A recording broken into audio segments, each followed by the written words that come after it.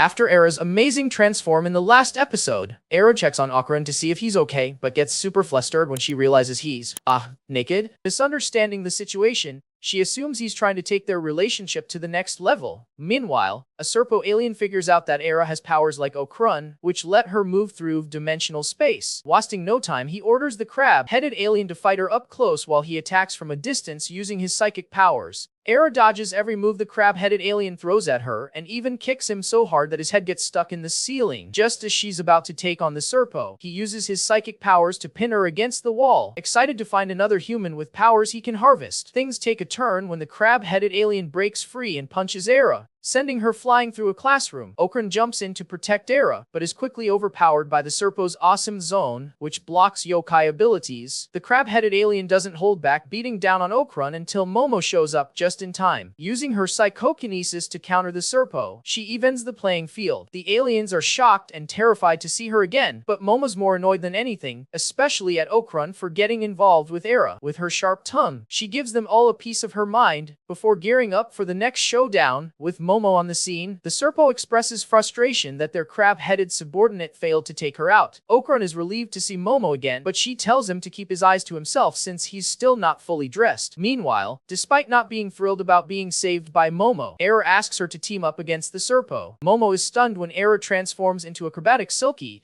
and things get tense when Aira declares she's not giving up on Ken. Hearing Okarun's real name for the first time, Momo gets flustered, loses her focus, and accidentally drops her psychokinesis, allowing the Serpo to take control again. The Serpo seizes the moment and injects their crab-headed ally with a serum that turns him into a mantis shrimp-like powerhouse. The enhanced crab alien bombards Okarun Aira with shockwave punches while they're pinned by the Serpo's psychokinesis. Regaining her composure, Momo snaps back into action, demanding that Aira stop using Okarun's full name around her. She counters the Serpo's awesome zone with her psychic power, forcing them to shift their focus to her. Meanwhile, Okarun and Aira power up to take on the crab alien, working together to dodge his punches and exploit his weak spots. Okarun's quick thinking helps Aira land solid hits, but Momo warns them not to fight too close together, as it makes them an easier target. Aira misinterprets Momo's advice as jealousy, which Momo denies, though Okarun agrees with Momo's point. However, his comment accidentally reminds her of Ken Takura, breaking her concentration again. During the Kiaos, the crab alien learns that his poor performance will result in a pay cut, adding insult to his injury. Suddenly, the fight is interrupted when water begins flooding the area as the space fills with water. Momo, Okarun, and Aira manage to surface only to realize that the walls and ceiling have turned into water as well. Looking up, Momo is horrified to see a familiar, massive creature swimming just above them. Realizing the creature above is Nessie, Momo and Okarun immediately swim away as it attacks his Serpo.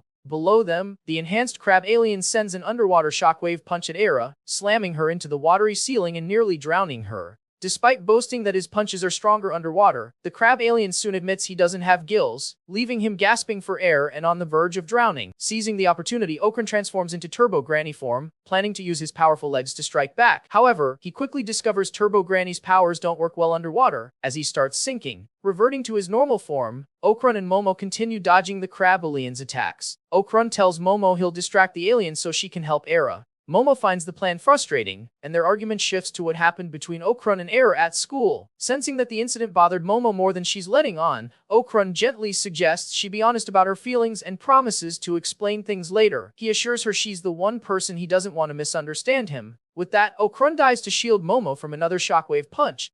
Inspired, Momo comes up with a plan to use her psychic powers on Okarun, transforming him into a human speedboat to move faster in the water. Riding on his back, she steers him toward Aira, then uses her powers to clear the water from Aira's lungs, letting her breathe again. Realizing their soaked clothes are slowing them down in the water, Momo, strips down to her underwear for better movement, and convinces a hesitant Aira to do the same. Below, the enhanced crab alien spots a Serpo swimming nearby and asks for more time to chase Momo and the others. To his shock, he realizes it's just a severed head. Nessie had already taken care of it. Another Serpo approaches the crab alien, planning to use its body cables to merge with both him and Nessie. Meanwhile, as Momo, Okarun, and Aira prepare to dive back down to face their enemies, they notice the Serpo Dover demon Nessie below them. The trio immediately retreats as it starts shooting powerful water blasts from its mouth.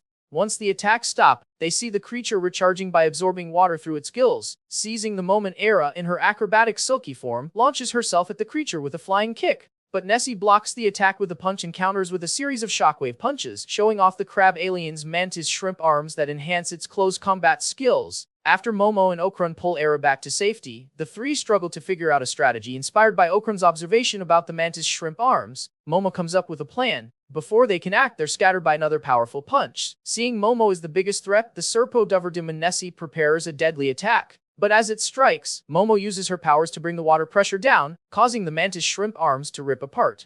She explains that the arms can't handle such force outside of water. Furious, the creature dives deep to recharge and aims another massive water blast at her.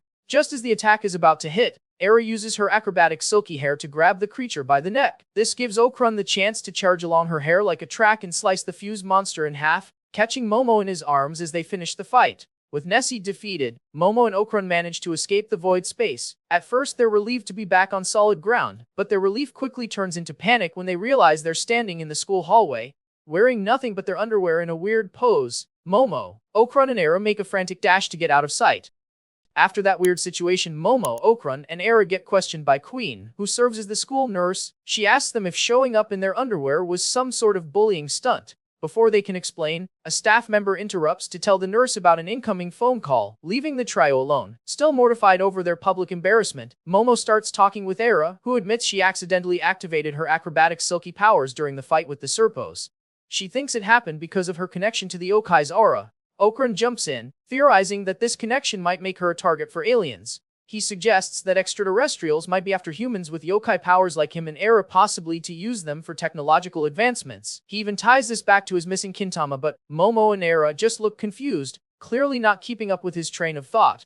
More concerned about their embarrassing situation, Momo hears Aira say she's going to pin the whole underwear incident on her. Not wanting to drag things out, Momo goes along with it. Aira's friends show up shortly after and she leaves with them, leaving Momo and Okarun to deal with the awkward aftermath. With just the two of them now, Momo demands an explanation from Okarun about what really happened with Aira during lunch. Okarun admits that he accidentally fell on Aira while trying to push her away when she attempted to kiss him. Momo then presses him on why they were even in a private spot in the first place. Embarrassed, Okarun explains he was secretly working out to get stronger because he wanted to impress her. Momo finds his reasoning hilarious and teases him, asking why he cares so much about looking cool in her eyes. Flustered, Okarun tries to leave, assuring her he wouldn't blame her for anything like Aira did. As he's walking off, Momo tries to respond, but just as she's about to say something, her friends Miko and Muko show up. They've already heard about the incident and are eager for details. Momo avoids explaining, which leads Miko to assume Momo and Aira fought over Okarun while in their underwear. Momo immediately shuts that idea down. Meanwhile, back in Class 2D, Aira is soaking up sympathy from her classmates, pretending to be innocent victim, but her smugness fades when she overhears them bad-mouthing Momo, calling her a bully and using the rumors to paint her as a terrible person. Feeling guilty, Aira finally confesses to everyone that she lied about Momo and begs them to stop spreading hate. Her unexpected confession leaves the whole class stunned as she storms out of the room.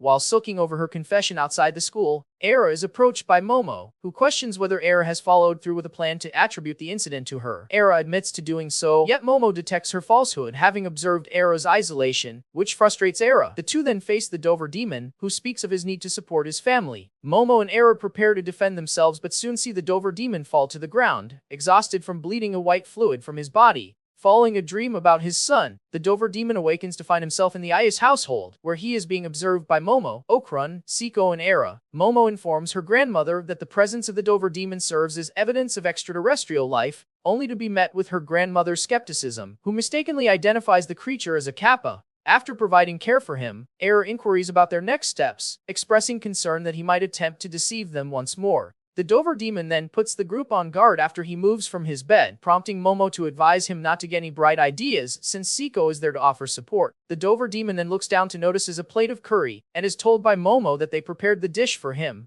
Despite their uncertainty regarding his dietary preferences, overwhelmed by their kindness and the medical attention he received, the Dover demon succumbs to tears and vows that he will never pose a threat to them again. Following a dinner with Momo, Okarun, Siko, Aira, and Turbo Granny, the Dover demon shares his predicament regarding the need to secure funds for his ailing son's blood transfusion, which has led him to engage in perilous activities as an outlaw. In a gesture of support, Okarun offers to sell his organ to assist the Dover demon. Momo interjects, explaining that this solution would not adequately address the ongoing financial demands of his son's daily transfusions. Nevertheless, Okarun insists on his desire to help. Aira expresses her backing by assuring Okarun that she will retrieve the Kintama once it is sold, only for Momo to advise her to refrain from getting involved. Despite Okarun's generous offer, the Dover demon declines, stating he does not wish to burden Okarun or his companions further and prepares to depart. However, Siko halts him to recognize the scent of his blood and subsequently offers him a cart of milk to drink. The Dover demon acknowledges that milk is equivalent to the blood of his kind, prompting Siko to propose asking a farmer for a cow for the Dover demon to take home to his son. As he boards his ship with the cow being brought up, the Dover demon expresses his gratitude to the group for their assistance, acknowledging his indebtedness to them. Shortly thereafter, Momo gets down on her knees with Okan and Aira to implore Siko to purchase new uniforms for them. While Siko agrees to buy uniforms for Okarun and Aira at no cost, she informs Momo that she will only procure hers if she performs an impression of Hirashi Ape, having perceived Momo's intentions to take advantage of adults' financial resources. Momo acquiesces to her grandmother's request and is compelled to greet a visitor at the door while doing the impression. Upon opening the door, Momo is taken aback to find Gigi, her childhood friend and first crush, which Okarun learns about in astonishment from Siko.